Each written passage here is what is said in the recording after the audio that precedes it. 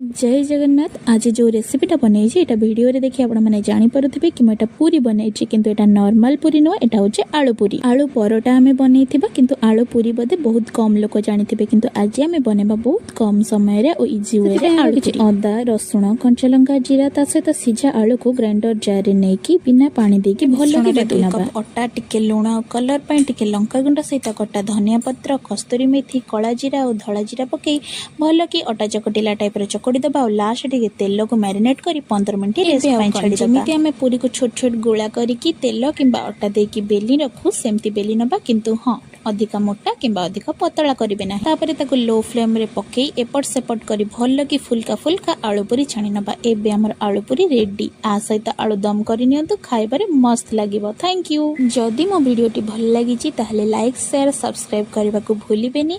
आ केमिति लागिला घरे निश्चय ट्राई करी मते जणे।